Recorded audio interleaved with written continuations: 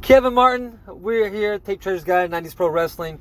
Just got finished telling me a fantastic story about you puking and passing out drunk. Let's not. Monday, after Monday Night Raw. Yeah. That the Monster Abyss was in attendance. That was... I wish I was there. So let's make this the official Post Wrestlecade show. We recorded something on the way home from Wrestlecade where we all almost died in a horrible blowout tire situation. Is a little extreme. That I'm actually going to put out after this show is put out. So let's make this the official Wrestlecade Post Wrestlecade show. Okay. So Wrestlecade was fantastic. We had a hell of a table, didn't we? Had 5 of the premier talents in all of professional wrestling. You can't just say women's talent. It is talent. Talent. They are the talent. That's right. The women were the 5-star main event of WrestleCade's Super Show. Right. I think that needs to be noted. And what's in the show that we recorded with Brittany and James on the way back from WrestleCade, we talked about what was said, what was tweeted by Jordan because of what was said by Sandman, and Jordan was our talent. Yeah. She was there because we brought her in, and we rode with her from the she venue. Tweeted it in the back seat of the car that we are in right now on the way to Franklin, Kentucky. So we talked about that, and it's like, when you say that you can't call them women's talent, you got to call them talent. Like that's not even just something that I say. I really do believe that. Yeah. All the promotional material that we released was all about talent and performers, pro wrestlers. It's not about women. Yeah, it's about stars. And I'm a chef in my real life, and so is my wife. And when it comes down to it, my wife is a fucking 50-time better chef than I am. But that's just being legit, And so it's not that you, like, let's say Justin and your wife, you're not a men's chef and she's a women's chef. Y'all are just chefs. Yeah, we're just chefs, And so, I mean, to me, there's no problem with saying, just pro wrestlers. Or the main event of a card being fucking women. Like, I find that whole idea, that whole thought process is so strange because what we do is an illusion. And so we pulling back the curtain on this? Whatever it is that sells that illusion is what is the most important thing. Absolutely. And when unfortunately, it was a 4-way, and it was supposed to be Tessa Blanchard in the 4-way, but she unfortunately couldn't wrestle the match. But I mean, hands down, Tessa Blanchard, Jordan Grace, Taya Valkyrie. These are legitimate fucking stars in the wrestling world. And they may not be on WWE, they may not be WWE stars, but they really are some of the best wrestlers in the business today. And so it doesn't matter if they're male or female because they're just fucking talented, And that's just kind of the way we talked about this on the other podcast, but I think it's so cut and dry in that I don't think that there's any way around it. And when I look, and I'm not like a women's wrestling fan. Are you, Kevin? Do you like women's wrestling? I'm not. I wouldn't call myself a women's wrestling fan. Like, I don't dedicate myself to just women's wrestling. I'm a fan of wrestling. I love wrestling, and I like good wrestling. I don't give a fuck who's in the match when it's a good match. It just doesn't matter to me if it's women or men. That is a diaper box outside. Sorry. And, last year my table was 2 women. Yeah. This year my table was 5 women. Yeah. I didn't do that because they're just women. I did that because I felt like these are legitimate talents in our business right now. And I want to have legitimate talents. If I'm going to promote something, I want to use real talent to promote it. Absolutely. And I thought our table was fucking awesome. Absolutely. I thought it was amazing. I mean, hey, the amount of bills that I had in my hand when I was handing them off to you, big bills at that, to meet our women's It's always wrestlers. Nice having $100 bills. Yeah. Hey, when we couldn't make change, it wasn't very nice. But no, in all seriousness, the amount of people that came to see these stars that, I mean, you can't deny that a lot of young girls look up to. Yeah. Jordan Grace was talking with a young girl that she was talking about how Jordan Grace is an inspiration. An inspiration. A word like that is not used. It is used a lot, but it's not used very often when you think about women's wrestling. Yeah. So. Yeah, and I mean, that stuff makes a difference. Like, when I had Daphne last year at WrestleCade, one of the things that surprised me the most was that young girls came up and got Daphne's autograph. I actually saw one of the little girls that got her autograph last year was at the show this year. But it surprised me so much because Daphne is, a late 90s, early 2000s name. Not necessarily a modern day name. But she still had impact on young girls. And when I brought her to Rockwood for Ox Harley, same thing. She's signing autographs to, 8, 9, 10-year-old little girls who are screaming her name and stuff. And to me, that's an awesome thing to be able to take women. There are less women in wrestling. There are less women that watch wrestling, that go to wrestling events, that want to train to be wrestlers. And whatever we can do to get a larger, more diverse crowd and audience to the business is good for everyone. So the more women that watch wrestling, the better it is for the men. Because at the end of the day, that's more money for the industry. So I loved our table. I loved our talent. I had a great time. I don't know about you. We stayed. Our hotel was on 420 High Street, which is the most appropriate hotel for me to stay in. As you know, I'm very 420 friendly. Yes. I am. So that was fantastic. Got to bring James Burr along with us for a big time convention. That was great. Brittany Garcia, who was at the table, she rode with us. Unfortunately, we did have a blowout on the way home. That was really the only bad thing. The whole weekend was great. You got drunk at WrestleCade? Did I? Didn't you get drunk? No, I didn't. On Friday night? Not this year. I thought you went out Friday night and I did. hammed it up. I did, but I didn't drink. I had a few drinks. Well, WrestleCade, like I've said in the past, is definitely, to me, it is the premier wrestling convention of the year. I don't think, WrestleMania weekend is obviously an incredible undertaking with wrestling companies from all over the U.S. and even the world. But here, at WrestleMania weekend, everything is kind of spread out. Yes. Yeah, as great as it is, I agree. It's like WrestleCade is right there. The whole weekend, from Thursday, they usually run an AML show on Thursday, don't they? No, it's the Showcase of Champions Friday. From Friday until Sunday, all day, all night, it's nothing but wrestling. And everyone is right there. Everyone's staying in the same hotels. Everyone's going to eat at the same places and drinking at the same places. And it really is, to me, the premier wrestling convention in the U.S. Tracy Myers, great guy, treated me phenomenal. Really easy to work with. It was. Well, let's kind of elaborate on just how great of a Tracy Myers really is. For those that are kind of in the Facebook wrestling community that have been surrounded at WrestleCade this year, as we all know about, Mutagate. Mutagate, yes. For those that don't know about Mutagate, I'm not going to really go into all the query details, but it's. Let's just say Tracy Myers saved the day. He made sure that Muta came out, wrestled. I got to watch the great Muta wrestle live and in person in 2019 because of WrestleCade. I think that is just such a phenomenal thing. And it's like we joked about it, but that motherfucker drew the house. Yeah. There's just... As big of names were out there signing autographs, dude, Muta wrestling in the ring, that drew the house for sure. And it was phenomenal to be able to see. It was almost surreal. I really honestly never thought that, I still can't, it still hasn't really settled in to me that I just saw the great Muta. Like, a legend, Japanese legend, wrestling in the United States.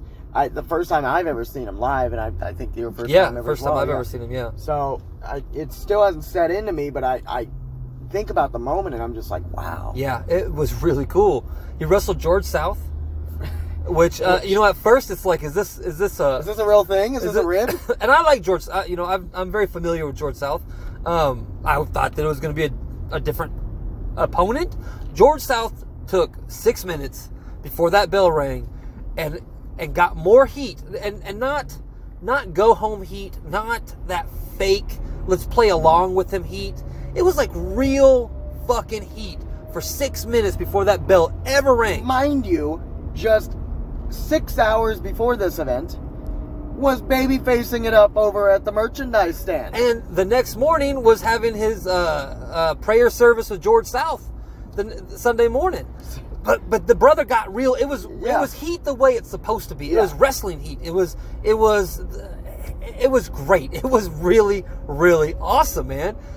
Jordan Grace kicked fucking ass in her match. Yep. You know, and then she jumped in our car and sent out a tweet that rocked the wrestling world. Because people are so fucking upset. It's so funny. The whole Twitter culture of, you know, you have 50% of people telling Jordan Grace that she's an idiot and blah, blah, blah. And then you have another 50% of the people that are like so fucking offended that the Sandman said anything. Dude, as far as I can tell, Jordan Grace seemed to be pretty fucking, had her heads on her shoulders when she was typing that tweet. I think she was just making a fucking point, and everyone going crazy is kind of silly. The weekend was great. Even the next morning when we loaded up, man, the easiest load in I've ever had to do ever. Yeah, it was right up to the front door. Everything was too great. And then the drive home, the wreck in the road, the fucking blowout tire, the traffic. Yeah. So we had to have some kind of issue. It couldn't just be that easy. That would have been way too easy. We would have to make something happen. We were right next to Rich Swann and NGW, our friends at NGW, and Rich was on fire. He drove 8 hours, or no, he drove from Orlando, Florida, didn't he? Yeah, so he drove about 8 or 10 hours straight from Orlando to Winston-Salem, North Carolina. All because... Let's preface this. Tell the story. Rich Swann is a very... And actually, you can hear this from Rich Swann himself. I Facebook Lived it at WrestleTopia on Facebook, where he explains the whole story. But go ahead and go into it. Rich Swann is a very dedicated athlete. Dedicated to his craft and dedicated to his character. Rich Swann is the current reigning and defending Next Generation Wrestling heavyweight champion. Next Generation Wrestling Tennessee heavyweight champion. And he wanted to bring the championship to Wrestlecade to represent himself. Photo ops, you know, all the whole thing. The brand. Yes, the brand, yeah. So he packs his bags, says goodbye to Sue Young before he leaves. Because I guess Sue is on a later flight. Sue even reminded him, don't forget the belt. Don't forget the belt. And as he said, baby, I got that. Quote, I am not Bush League. Yeah, that's exactly what he said. And he said he had the belt with him. Yeah. So he gets to the airport. They're checking his bag. Taking a little longer than usual. So he's like, they probably just want to look at the bag. They probably want to see the belt. So he's about to he looks at the x-ray, I guess. He sees there's no belt in there. So he calls Cody, who's one of the promoters of Next Generation Wrestling Tennessee, and he tells him, hey, I got like 40 minutes until my flight. I can either go get the belt and miss my flight, or I can take the fight and not have the belt. Cody was fine with him. He said, don't worry about it. Yeah, he said, don't worry about it, man. It's fine. It's not a big deal. But Rich, again, dedicated athlete. Dedicated man said, no, I don't think so. No, he said the belt is very important. He stressed the importance. You know, it is funny because the brother was defending the title on the Friday night show. Yeah. That's kind of what makes it a lot worse. Me and Rich, we did come up with the way he could have made his entrance without having the belt, but pretending like he did have the belt. And I was like, brother, nobody would have even noticed. It would have been so much fun to see you holding up a belt that wasn't really there. The invisible belt. Well, the invisible's over in 2019, you know? But yeah, so Rich drove back to his house, missed his flight, and got the belt, and then drove 8 hours to Winston-Salem to defend it on that night's card. What a man. And guess what he forgot, though? What did he forget? His boots. Oh. He gets there, realizes he has no boots, and wrestles the whole match barefooted. Had probably the match of the night, as stated by the fans of WrestleCade. Not me. I like Rich. I've known Rich for a little while now, and I think he's a good guy. Not by me. By the fans of WrestleCade, probably had the match of the night after he did all that on a Friday and still forgot his boots. and worked the match barefooted. So, again, Rich, a very dedicated athlete. Now we also kind of know, sometimes forgetful. Yes. But listen to him tell the whole story at WrestleTopia on Facebook, because he tells it in his own words, and Rich Swann's words that's worth the price of the admission right there. Oh man! So everything was great at WrestleCade. I highly recommend, if you're listening to this and you've never been to WrestleCade, you've got to go to WrestleCade. Because it's the best weekend of the year. And it's an inexpensive trip. It's Winston-Salem, North Carolina. You're not out there. It's not a New York or Orlando or Miami where everything around you is real expensive and the hotels are expensive. No, it's very affordable. The tickets to WrestleCade are incredibly affordable. You get everything. You get the meet and greets. You get all the shows they do. They do, the Arn Anderson. This year there was Arn Anderson, which our friend Doug Markham had to be the corral. Had to take care of it on his own. So it really is, the weekend of the year. I highly recommend it. I think everyone should take an opportunity to go to WrestleCade. So now that we've gotten WrestleCade out of the way, Kevin, as we're getting closer to Franklin, why don't you talk about 127 Pro Wrestling? Because I heard a rumor, and I don't know if this is true, because you were riding with me to WrestleCade, and then you were there at WrestleCade, and then you rode with me back from WrestleCade. But I heard 2 weeks ago you were kidnapped at a 127 Pro Wrestling event. Yeah. So what had happened was... am I kayfabing this? I think you should. I think you should explain the story. I mean, we're not here to give away any secrets, man. Well, we did just pull back the curtain like just 10 minutes ago. So the story is that I was at 127 Pro Wrestling. I am the dedicated host for every week's show. And Perry Hartman, who's the promoter and owner of 127 Pro Wrestling, he's kind of got a little bit of a heated rivalry with the biggest, most polarizing star there, I'd say, in Gregory McDaniel. These two bicker all the time. And finally it came to the point where Perry had to explain to Gregory that Gregory was expendable and Gregory was not the show like he thought he was. It's a team effort. It's not just one person. So in front of the live crowd, I was taken hostage, and unless Gregory McDaniel got the main event that he wanted, I would continue to be kept hostage until that was done. So I got taken hostage. I escaped in enough time to make it to WrestleCade. But as soon as I got back to Tennessee, Gregory McDaniel found me again. Oh no.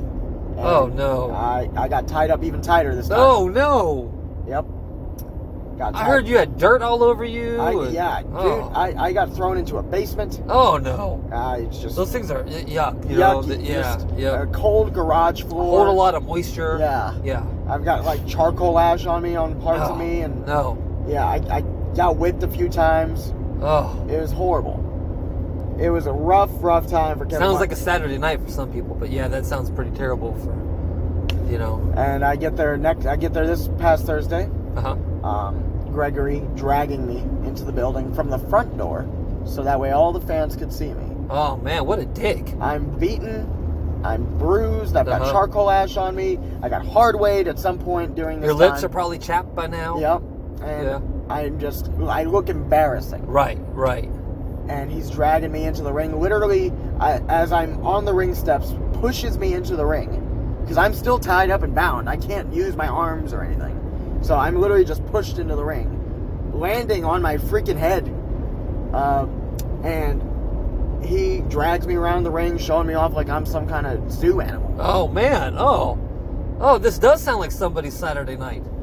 Not me, but other people. And so finally it gets to the point where the ultimatum is laid out. Perry Hartman would not press charges if they let me go. And Gregory would have his main event match. So they were like, okay, we'll stop. We'll for stop the safety of that individual. For me, we'll just turn the blind eye to the raping of Kevin Martin. Whoa, and I didn't get raped. I didn't get raped. I was not. Are you sure? From my rear end is still intact. The description. Okay. Well, I mean, okay. I don't want to embarrass you or anything like that. So what I'm just saying is what Perry said is like, look, basically this is a title match. You know, This is an important part of this company. You have the belt. You know, sure, you raped Kevin Martin, no big deal. We're gonna go ahead and just turn the other cheek to this, and to get this match off the ground. Basically. Okay.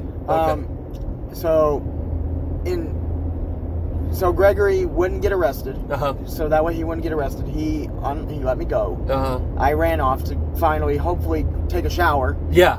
Yeah. You got to scrub yourself clean after that. Yeah. I took a shower, got some clean clothes on, and went into the show. Went and did the show. But by golly, I was hostage.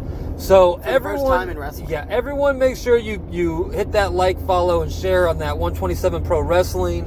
Hopefully, maybe this guy, Gregory McDaniel, will throw us some footage of the raping of Kevin Martin. I'm sorry, the abduction of Kevin Martin. Abduction of Kevin Martin.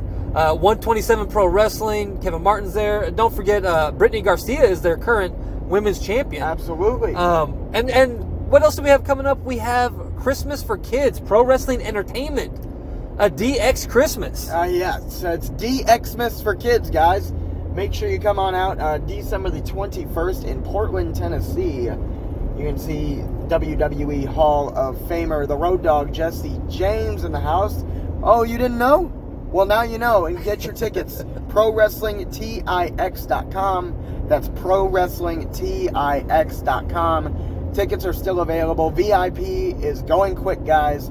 Make sure you get those tickets while you can. Also, the week before that, if you are, I don't know when this is getting uploaded. When is this getting tomorrow? Uploaded? Tomorrow. So in 7 days' time. Everyone that's listening to this isn't tomorrow. It's whenever they're listening to it. Well, on Saturday night, December the 14th, there you go. You get to see if you are in the Cookeville, Sparta, McMinnville, anywhere in that surrounding area. Come on out to Tennessee All Pro Wrestling in Walling, Tennessee at the Central View Event Center. They're going to have Impact Wrestling star Michael Elgin in action, as well as Impact Wrestling star Fallah Bahh. Fallah Bahh's a good fucking dude, so everybody support that dude. And make sure you come see it. There's a limousine right there. I wonder who's hauling it. Well, we're on our way to New South Championship Wrestling, and there is a big announcement tonight at New South Championship Wrestling. Oh, yeah? So I would suggest anyone that's listening to this, no matter what it is you're listening to this, that you might want to head on over to either the WrestleTopia page, the New South Championship Wrestling page, or the JCP Promotions page, and find out what the big announcement that took place tonight is, and will be. And that's going to be a big announcement. Also, Sunday, December the 15th, we've got some great events going down that day as well. If you're looking for some Sunday night pro wrestling, you can check it out. Sunday afternoon, actually, in Woodbury, Tennessee. You can see Woodbury Slam 3. You can see all the great stars of Blue Sky Wrestling at Woodbury Slam 3. Our friends at Blue Sky. At the Cannon County Rec Center. December the 15th is also a New South Championship Wrestling TV taping. Yes, in Bowling Green, Kentucky, guys. I believe it's at the Southern Kentucky Fairgrounds. You make sure you go check out New South Championship Wrestling. Sunday Morning Slam TV taping at the is it in Bowling Green or is it in Franklin? It's in Franklin. It is in Franklin. Yes, it's in Franklin. Don't listen to me whatsoever. I've been out of the loop for the past 2 weeks. He's been kidnapped, except for a WrestleCade appearance. The New South Championship Wrestling Sunday Morning Slam television taping. You can check it out Sunday, December the 15th at the New South Arena live in Franklin, Kentucky.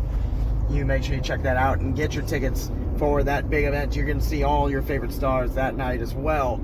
And then Friday night, December the 20th, we're back in Franklin. Yes. 5 days later, and we're going to be rocking and rolling.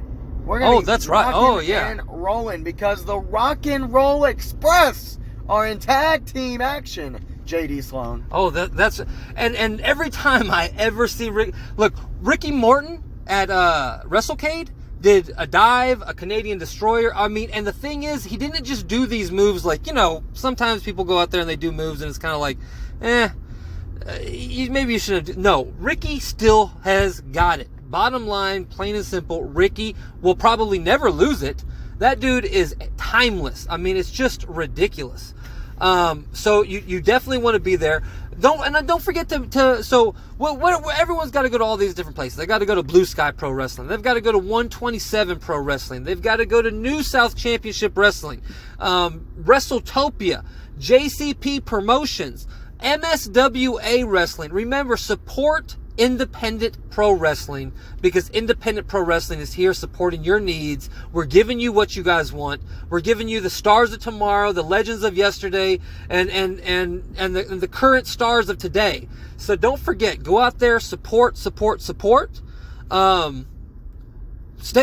listening to the podcast, because we've got the drive home from WrestleCade coming up. We've got Kevin Martin reads WCW magazine. So we did some great stuff on the road back from WrestleCade. As we're sitting and waiting and trying to make the do of this wonderful trip back home, Justin gives me the task of reading an April 1999 edition, I believe, of WCW magazine. And it's just an excerpt, but it is a great storytelling time. I loved it. I believe that this has got to be a recurring theme on the show. If the fans want it, if the fans comment in this YouTube comment thread below, yes, then, and they tell me, hey, we want this every week, yes, we will give it to them every week. Because I really do think it was fantastic. I really and honestly do. I mean, it's a weird podcast idea to read a WCW magazine, but you know what? I've got a lot of WCW magazines. I've got a lot of ECW magazines. I thought it was fantastic, and we are probably, I guarantee you we're going to do it again. It's going to be an audiobook, guys. The WCW magazine is now an audiobook. So we are getting closer and closer to Franklin. I had a great time at WrestleCade. Did you have a great time at WrestleCade, Kevin? Fantastic time at WrestleCade. Already planning 2020 conventions. And WrestleTopia is going to be traveling around. Yes. I mean, right now we are tentative. We could be hitting Los Angeles for a convention in February. We are definitely going to be in Indiana in March. We're going to be in Kentucky in March. We've possibly got Ohio in March. Richmond in May. There's already 2020 booking events all throughout the year as we speak right now. So always remember, support WrestleTopia, support independent wrestling, support your local businesses, because everyone local deserves a little support. That's it. You got anything else, Kevin? Not at all. Thank you very much for joining us on the Tape Trader's Guide to 90s Pro Wrestling. We'll see you next time.